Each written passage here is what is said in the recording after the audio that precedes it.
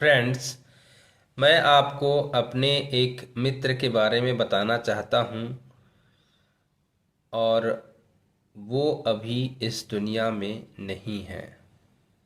दोस्तों, वो बहुत ही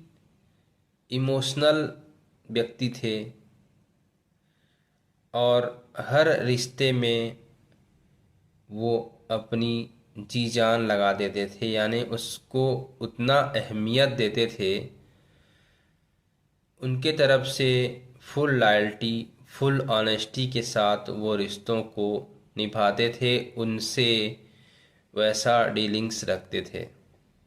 फ्रेंड्स, उनके लाइफ में क्या हुआ कि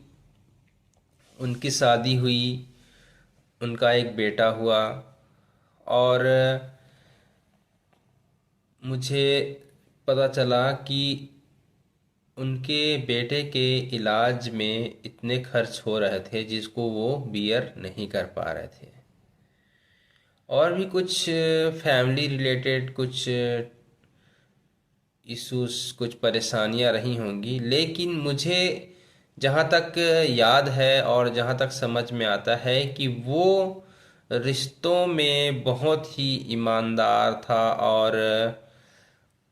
वो बहुत ही होनहार था, जिसकी तारीफ हमारे स्कूलों में होती थी और हम देखते थे कि वो बहुत ही टैलेंटेड व्यक्ति नज़र आता था पूरे क्लास में।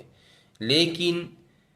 उसके लाइफ में ऐसा क्या हुआ होगा, सोचता हूँ मैं, जो जिस वजह से उसने सुसाइड कर लिया। फ्रेंड्स, मुझे तो एक बात उसके इस इंसिडेंट से समझ में आती है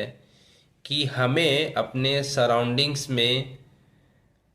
रहना है, रहते हैं, रहना भी चाहिए, लेकिन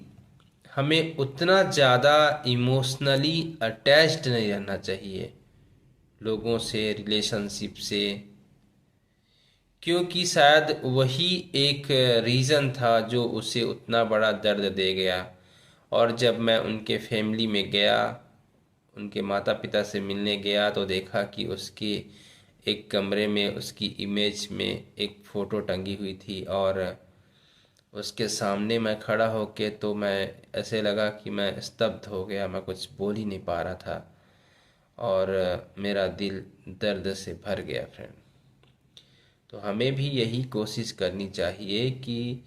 सोसाइटी में, इन्वायरमेंट में, सराउंडिंग्स में अपने रहें, पर ज़्यादा अटैच्ड रहना हमारे लिए नुकसानदायक हो सकता है।